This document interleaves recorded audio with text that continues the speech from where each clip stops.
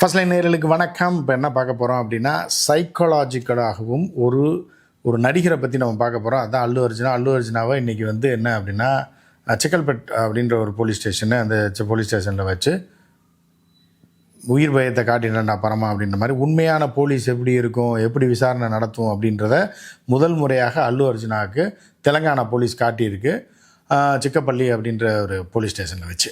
So இது என்ன நடந்தது, போலீஸ் ஸ்டேஷனுக்கு எதுக்கு அதை தான் ஏற்கனவே வந்து அவர் அரெஸ்ட் வாரண்ட் போட்டாங்க.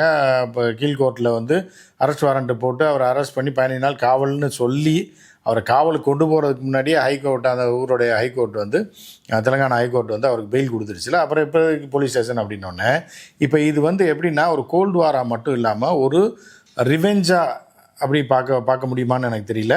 அதாவது ரேவந்த் ரெட்டி, அதாவது முதலமைச்சர், தெலுங்கானாவோட முதலமைச்சர் என்ன பார்க்க ஒரு சூழலுக்கு தள்ளப்பட்டு விட்டார் அப்படின்னா, இதனால க்ரைம் ரேட் அதிகமாகிடும். இந்த புஷ்பா படம் வந்து தெலுங்குக்காரவங்களுக்கு பெருமை தான். தெலுங்கு பேசக்கூடிய ஒரு நடிகர் இந்தியாவிலே டாப்பில் வந்திருக்காரு. 2000 கோடி வசூல்றாங்க, 1000 கோடி வசூல்றாங்க, யானை தந்தை இவ்வளோக்கு போகுன்றாங்க, யானை விட்ட இவ்வளோக்கு போகுன்றாங்க, யானை வால் முடி இவ்வளோக்கு போகுன்றாங்க, இப்படிலாம் பில்டப் கொடுக்குறாங்க. ஓகே தான்.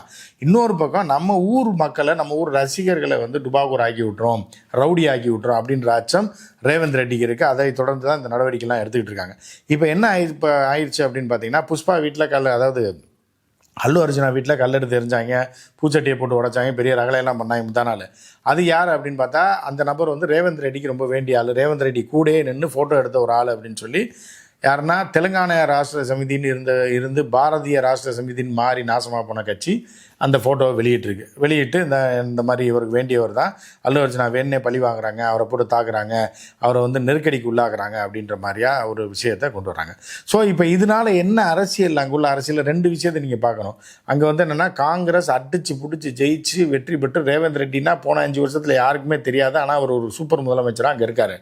ஏற்கனவே வந்து 10 வருடங்கள் ஆட்சியில் இருந்த தெலுங்கானா ராஷ்டிர சமிதி, அந்த கட்சி தான் வந்து ஆந்திராவிலேருந்து தெலுங்கானாவை தனியாக பிரித்த கட்சி.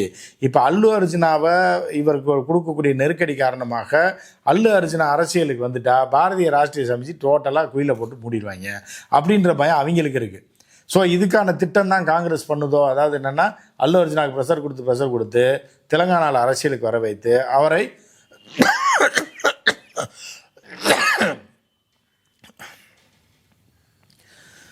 அரசியலுக்கு வரக்கூடிய நிர்பந்தத்துக்கு ஏற்படுத்திட்டா என்ன ஆயிரும், பாரதிய ஜனதா கட்சியும் காலியாயிரும், தெலுங்கானா ராஷ்டிர சமிதி, அதாவது பாரதிய ராஷ்டிர சமிதியும் காலியாயிரும் அப்படின்ற ஒரு அச்சம். இது ஒரு அரசியலில் ஒரு டாக்டிஸாக வேற ஒரு குரூப் சொல்லுது.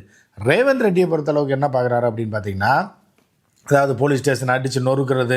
இப்போ இந்த ஒரு ஃபோட்டோ போடுற பாருங்கள், புஷ்பா படம் 2 பார்த்தவங்களுக்குலாம் தெரியும். அப்படியே போலீஸ் ஸ்டேஷனுக்குள்ளே புஷ்பா உள்ளே வந்தோடனே மிரண்டு போலீஸ்லாம் பேக் அடித்து அப்படி சேரை சொல்லரை விட்டு வந்து உட்காந்து கால் மேலே கால் போட்டு பின்னாடி அடியாட்கள்லாம் நின்றுட்டு இருப்பாங்க. வசனம் தெரிவிக்க விடுற வசனம், அப்புறம் இப்படின்றது அதாவது நெய் சோறை தின்னுட்டு கையை நக்கின மாதிரியான ஒரு போஸ் கொடுப்பார் இல்லையா. ஸோ இந்த மாதிரியான போஸ் கொடுக்குறது இதெல்லாம் வந்து சினிமாவில் வேணால் வரும். இதை பார்த்துட்டு ரியல் லைஃப்பில் அவருடைய ரசிகர்கள் செஞ்சுருவாங்க, இது மாநிலத்தோட சட்ட ஒழுங்கை கேட்டு போயிடும் அப்படின்னாலும் என்ன பண்ணுறாங்கன்னா, ரியல் லைஃப்பில் சிக்கி இருக்கக்கூடிய அல்லு அர்ஜுனாவை என்ன பண்ணணும் அப்படின்னா, கொண்டு போய் போலீஸில் பிடிச்சிட்டு போயிட்டாங்க. இப்படிலாம் ரியல் லைஃப்பில் செஞ்சால் போலீஸ் பிடிச்சிட்டு போயிடுவாங்க. இது சினிமாவில் வேணால் செய்யலாம் அப்படின்ற காட்டணும்னா என்ன பண்ணணும், அல்லு அர்ஜுனாவே தூக்கி உள்ளே வைக்கணும் அப்படின்ற ஒரு முடிவுக்கு ரேவந்த் ரெட்டி வந்துட்டார். அப்போ வந்து என்ன பண்ணாங்கன்னா, வழக்கு போட்டாங்க. 11வது அக்யூஸ்டாக இவரை சேர்த்துருக்காங்க. இந்த பொண்ணு இவரை பார்க்க வந்து மூச்சடைச்சு செத்து போச்சு இல்லையா, அவரோட ரசிகை. ஸோ அது வந்து செத்து போன வழக்கில் 11வது அக்யூஸ்டாக அல்லு அர்ஜுனாவை போட்டிருக்காங்க. அதில் என்ன போட்டிருக்காங்க அப்படின்னா, பர்மிஷன் இல்லாமல் தியேட்டருக்கு வந்தது, போலீஸுக்கு தகவல் தெரிவிக்காமல் தியேட்டருக்கு வந்தது மட்டும் இல்லாமல் அங்கே ஒரு பெஜன்ட்ரி ஷோ மாதிரி ஒரு ஊர்வலத்தை நடத்தினது, அனுமதி இல்லாமல் ரோட் ஷோ நடத்தினது, இந்த 2 காரணத்துக்காக தான் உள்ள தூக்கி வச்சுருக்கோம். அது போக ஏசிபி போய் சொல்லியும், ஒரு பொண்ணு இறந்து போச்சு, படத்தை பாதியில் நிறுத்திட்டு வெளியே வா அப்படின்னு சொல்லியும் அல்லு அர்ஜுனா அது காது கொடுத்து கூட கேட்கலன்ற ஒரு கடுப்பில் தான் இதை பண்ணியிருக்காங்க அப்படின்ற மாதிரியான ஒரு தகவலும் இருக்குது. எனவே இன்றைக்கி வந்து போலீஸ் ஸ்டேஷனில் கூப்பிட்டு போய், செங்கப்பள்ளி போலீஸ் ஸ்டேஷனில் கூப்பிட்டு போய் கேள்வி மேலே கேள்வி கேட்டிருக்காங்க. அப்போ தான் அல்லு அர்ஜுனா முதல் முறையாக போலீஸ் ஸ்டேஷனுக்கு போகிறாப்புல உண்மையான போலீஸ் ஸ்டேஷன் எப்படி இருக்கும், உண்மையான போலீஸ் விசாரணை எப்படி இருக்குன்னு அடிக்கலை அந்த மாதிரிலாம் பண்ண மாட்டாங்க. பெரிய ஸ்டார் இல்லை, சூப்பர் ஸ்டாரு. 2வது அவர் பெரிய அந்த மாதிரியான குற்றம் பண்ணிக்கல. இருந்த போதிலும் கேள்வி மேலே கேள்வி கேட்டு டென்ஷன் ஆகி கொடைஞ்சிருக்காங்க. அதுலேயே டென்ஷன் ஆகிருக்காப்புல. அவங்க அப்பா அரவிந்தும் கூட போயிருக்காரு, வழக்கறிஞர் கூட போயிருந்தா கூட விசாரணை இப்போ அவங்களெல்லாம் வைக்க மாட்டாங்க. தனியாக கூப்பிட்டு விசாரித்து அப்படியே கேள்வி மேலே கேள்வி போலீஸ் கேட்குறதுலேயே ஒரு டார்ச்சர் ஆகி மண்டை குழம்பி போகிற அளவுக்கு பண்ணி விட்ருக்காங்க. இது போக இன்னொரு விஷயம் என்ன பண்ணியிருக்காங்கன்னா ரேவந்த் ரெட்டி, ஆனால் இந்த அளவுக்கு ரேவந்த் ரெட்டி பழி வாங்கணும்னு போகக்கூடாது, திருப்பி இந்த பெயிலை கேன்சல் பண்ணுங்கன்னு ஹைகோர்ட்டில் வந்து வழக்கு தொடர்ந்துருக்காங்க. வழக்கு அதாவது அஃபிடவிட் போட்டிருக்காங்க. யாருக்குன்னா அல்லு அர்ஜுனாவுக்கு நீங்கள் இன்ட்ரீம் பெயில் கொடுத்துருக்கீங்க, அதை ரத்து பண்ணுங்கள். அப்போ தான் வந்து நாங்கள் வந்து சட்டத்தின் பால் நாங்கள் நடவடிக்கை எடுக்க முடியும். அப்போ தான் வந்து இன்னொருத்தர் ரவுடியாகிறதையோ இல்லை அல்லு அர்ஜுனா வந்து திரைப்படத்தில் பண்ணுற மாதிரி எல்லாம் இறங்கிட்டான்னா சட்டம் ஒழுங்கு கெட்டு போகின்ற ரேஞ்சில் கொண்டு போய் ஹைகோர்ட்டில் இன்னொரு மனுவை தாக்கல் பண்ணியிருக்காங்க. இப்போ நம்ம ஊரில் என்னென்னா ஒரு இது பண்ணுவாங்க, சரி அது போயிடுச்சு பெயில் கொடுத்துட்டாங்கன்னா அதோட விட்டுருவாங்க. ஆனால் ஒரு நாள் உள்ள தூக்கி வச்சே ஆகணும் அப்படின்ற போக்கில் வந்து ரேவந்த் ரெட்டி போயிட்டுருக்காரு, அதாவது தெலுங்கானா முதலமைச்சர். இதில் வந்து இன்னொரு தரப்பு என்ன சொல்கிறாங்கன்னா, நாடு முழுவதும் புகழ்பெற்று தெலுங்கு மக்களுக்கு ஒரு பெரிய பேரை பெற்று தந்த டாப் நடிகர் என்று வலம் வந்து அதுவும் போக அவார்டு வாங்கி தேசிய விருது பெற்ற ஒரு நடிகரை இந்த மாதிரி டார்ச்சர் கொடுக்கக்கூடாது, இது பர்சனல் வெஞ்சன்ஸில் தான் பேசுகிறாரு. திரைப்படத்தில் எப்படி வேணாலும் இருப்பான், ரவுடி வந்து ஹீரோவாக இருக்கிறதுன்றது இன்றைக்கி நேற்று கிடையாது, எல்லா படத்துலேயும் வரக்கூடிய கதை தான் அது.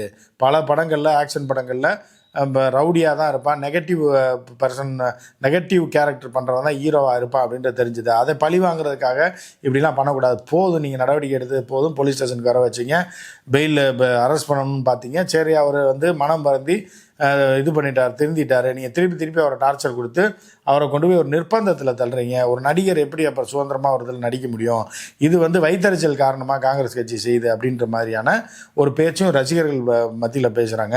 ஆனால் ரேவந்த் ரெட்டியை பொறுத்தளவுக்கு இப்படி பிடிச்சி உள்ளே போட்டால் தான் அவங்க ரசிகர் சொல்கிற மாதிரி எங்கள் ஆளை கையை வச்சுப்பார், எங்கால தொற்றுவியா புஷ்பாடா அப்படின்ற மாதிரி சொல்கிறாங்கல்ல, புஷ்பாவை தூக்கி உள்ளே வைக்கிறோம்டா, நொக்கு எடுக்கிறோம்டா, ஜெயிலில் வைக்கிறோம்டா, பார்க்குறீங்களாடா அப்படின்ற மாதிரி தான் ரேவந்த் ரெட்டி பண்ணிகிட்டு இருக்காரு.